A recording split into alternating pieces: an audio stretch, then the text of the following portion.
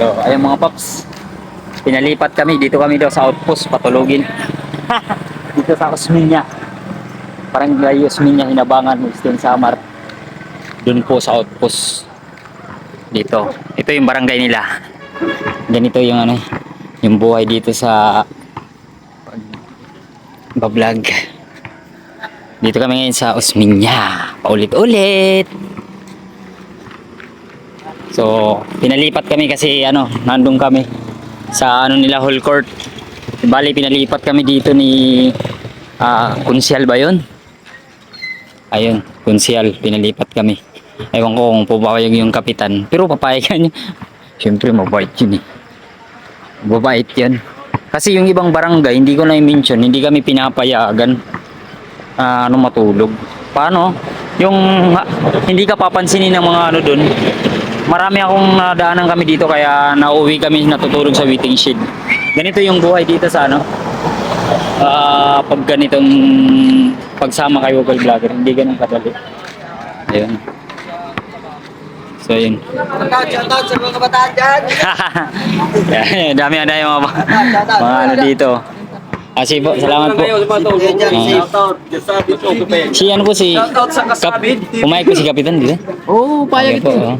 Kami naman ang ano Salamat po si Konsyal. Oo, konsyel yan. Ayan, Konsyal. Konsyal po dito sa Osminya. Ayan. Salamat po sa inyo. Sige. Ayan.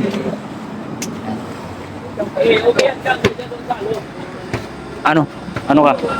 Okay dito? Ayan, mga paps. Bali dito nga pala kami nagpalipas sa Barangay Osminya. Yan. Hinabangan sa Samar. Singa natin.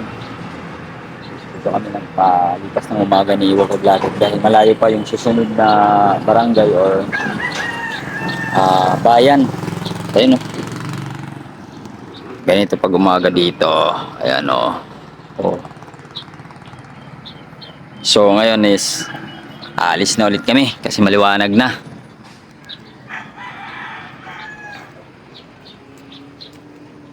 Ito yung barangay hall nila.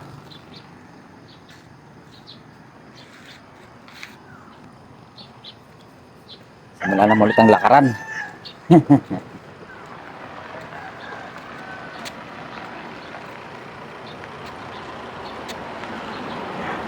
Salamat po sa inyo mga taga-barangay Osminya sa inyong pagpatulog dito sa amin, lalong-lalo na sa mga barangay captain at konsihal at sa mga barangay tanod dito po sa inyo sa barangay Osminya. Salamat po dahil tinanggap niyo po kami dito sa aming pagpahinga ng saglit. Dahil sa aming paglalakbay ni Google Vlogger, papunta ulit patungo sa ruta na niya na karating kami ng General Santos. So hindi namin kung saan kami lang abutan ng hapon, doon kami nagpapahinga. So may mga barangay kasi na hindi kami tinatanggap ganon. So ngayon is first experience na tinanggap kami dito ng maayos, hindi kami itinakwil ganun. Mayroon kasi mga barangay na itinatakwil kami, parang natatakot sa amin hindi na naniniwala na nag-vlog kami. Meron pa nga minsan kantin. Pag pumapasok kami parang natatakot sila. Buti dito sa medyo kilala doon na dito si vlogger sa may papuntang dito basta dito sa may Western Samar, medyo nakakatulog kami ng maayos. Nung una waiting shed lang kami kasi nung sa unang barangay na inunan namin, kaya napunta kami sa barangay Kantungtong kasi hindi kami pinatulog nung isang barangay. Kaya waiting shed kami natulog sa barangay Kantungtong. Alam naman po namin na hindi ano lang namin to ginagawa. So ayun, yun lang po. Shoutout po sa lahat ng konsyal dito sa barangay Osminya. Yan. At barangay captain. Dahil alis na po kami. Yun lang po ang may namin. Pasalamat lang po. Dahil mahirap lang po kami vlogger. Ni Google Vlogger. Yun. So, ayun. Salamat po. Yun lang. Thank you. So ayan mga paps. Basta tayo dito sa Barangay Esminya. Alas 5 pa lang. Didiretso na kami na ano. Ewan ko saan na din.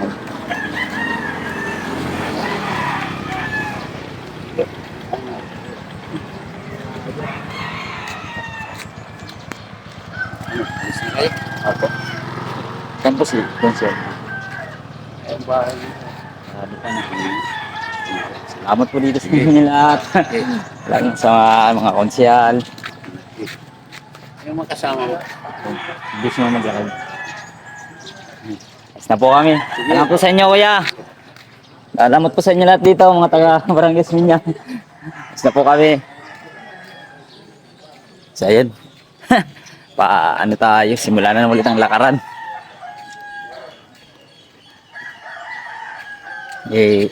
Paalam tayo eh. Wala, tulog pa si Consiel. At saka yung kapitan dito, hindi pa namin nakita mula kagabi. Hindi namin nakita eh. Kaya hindi kami nakapagpasalamat man lang. Kaya sa video na lang natin. Ano lang natin sa video. Magpasalamat. Whew. Morning. Aga. Oh. Ito si Local Vlogger oh.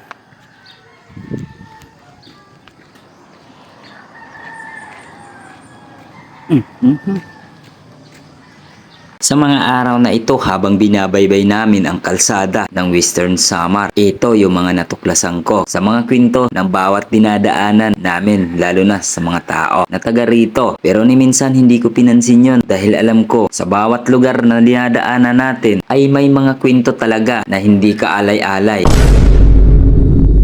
Kaya ni minsan hindi ko pinapansin yung mga ganong kwento. Katulad na lang na isang nakakatakot daw na lugar dyan, lalo na pagdadaan ka na naglalakad lang, katulad namin ni Local Vlogger. Pero bago ang lahat, gusto ko munang sabihin sa inyo na ako nga pala si Travel Motovlog. Kung hindi ka pa nakapalo sa aking page, baka naman. So ngayon itutuloy na natin ang kwento about sa mga dinadaanan natin lugar. Di maiiwasan talaga na sabihin ng ibang tao na delikado daw yan, lalo na naglalakad lang kayo. Pero ang sinasagot ko, sa bawat lugar naman talaga may mga kwento. Katulad din sa amin, marami din nagkikwento na nakakatakot daw yung barangay namin. Lalo na, marami daw yung mga hindi daw magagandang ugali ng tao. Sa bawat lugar naman talaga, kung sasabihin ko sa inyo, hindi naman talaga nakakatakot. Dahil minsan, may mga bagay lang talaga na biglaan na nangyayari. Iba kasi ang ugali ng tao. Katulad sa mga followers natin, meron naman nakakaintindi, meron naman hindi. Meron naman followers na supportive, meron naman hindi rin. Kaya ganyan yung mga naiintindihan ko, ngayon din yung natututunan ko sa buhay kalsada. Magmula nang sumama ako kay Local Vlogger. At marami din nag-uutos sa akin. Balik tayo sa iba naman na direksyon na inuutosan tayo ng mga followers na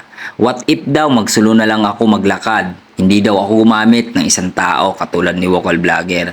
Sa totoo lang, kaya ko namang gawin yun eh. Pero ang kakin lang ay makatulong din naman ako kay Local Vlogger. Kaya ko naman yung ginagawa niya eh. Wala naman imposible sa isang tao. Lalo na ang naglalakad lang ang content na ito. Napaka-basic lang, katawan mo lang ang puhunan mo dito. Walang ibang gastos, walang gulong na mapupudpod, walang pirang malalagas. Kaya kung iisipin nyo ay ginagamit lang natin si Local Vlogger. No, mali po kayo sa iniisip nyo. Dahil ginagawa ko lang po ito para matulungan natin si Local Vlogger. Dahil hindi po ako naghahabol ng followers or views. Dahil kung views man na hinahabol natin, wala po tayong income sa aking page. Dahil meron po tayong violation kay Facebook. Kaya sa mga bashers ko dyan, sana maintindihan nyo ito. Kung mapakinggan nyo ang ating kwento, sinasabi ko sa inyo, ni minsan hindi tayo gumagamit ng tao. Kung makikita nyo naman na hindi natin ginagamit ang ating idol na si Local Vlogger. Dahil kung gaano kahirap yung ginagawa niya, ganun din kahirap yung pagsama ko sa kanya. Kung may katawan man siyang napapagod din ako. Kung meron din naman, kung nagbablog din siya, ibinablog ko rin. Pero ni minsan hindi ko siya isinasama sa mga video na ginagawa ko para wala kayong masabi na ginagamit natin si Local Vlogger. Ang alam ko, subama lang ako para sa isang kulap at may kaunting tulong din naman ako na naibibigay para sa kanya. Kahit sa mga bagay hindi niya alam na ituturo ko. Hindi sa loob ng vlogging ay maglakad ka lang, okay na. Mga bagay din. Kailangan mong matutunan about sa pagbablog. Hindi yung puro comment lang kayo ng masasama. Hindi nyo inaalam. Tama ba? Comment nyo. Ang alam nyo lang kasi,